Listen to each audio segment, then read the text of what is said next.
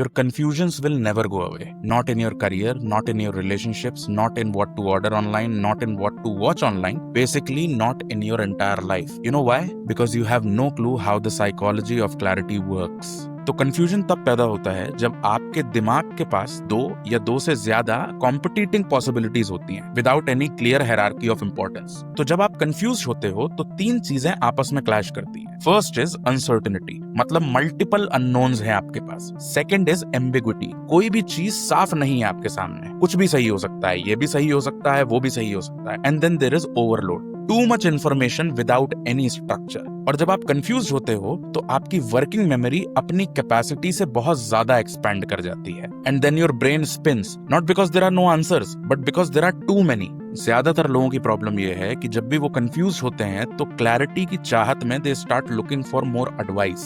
तो उस चक्कर में एक और पॉडकास्ट देख लेते हो, तो एक और रैंडम कलीग या रिश्तेदार से फ्री फंड की सलाह ले लेते हो। And what it does, instead of solving your confusion, it confuses you even further.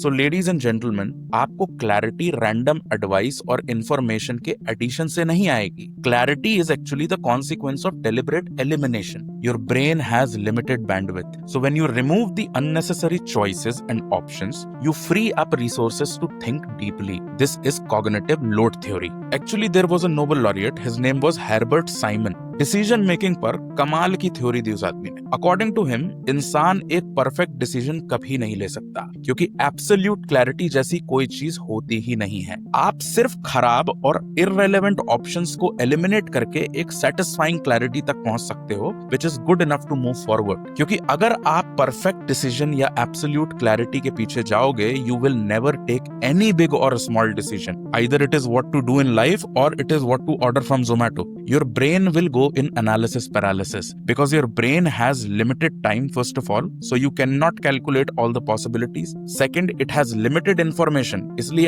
आपको पूरी पिक्चर कभी नहीं दिखने वाली है। और तीसरा, limited cognitive bandwidth, इसीलिए हर डिसीजन ऑप्टिमाइज्ड नहीं हो सकता। तो जब आपके पास बहुत सारी चॉइसेस हों तो don't look for more choices, instead अपनी चॉइसेस कम करने की कोशिश करो, क्योंकि दिमाग को सिंप्लिसिटी और प्रिडिक्टेबिलिटी पसंद है। जब आपके पास ऑप्शंस कम होते हैं तो क्लैरिटी अपने आप आ जाएगी, not because you will have only perfect options but because those choices will be measurable. ये जो एब्सोल्यूट क्लैरिटी और परफेक्ट डिसीजंस होते हैं, ये रूटेड होते हैं डर में, कुछ छूट जाने का डर, गलत हो जाने का डर, बाद में रिग्रेट होने का डर। बट द थिंग इज, वो अनसर्टेनिटी तो हमेशा रहेगी, because life is uncertain by design.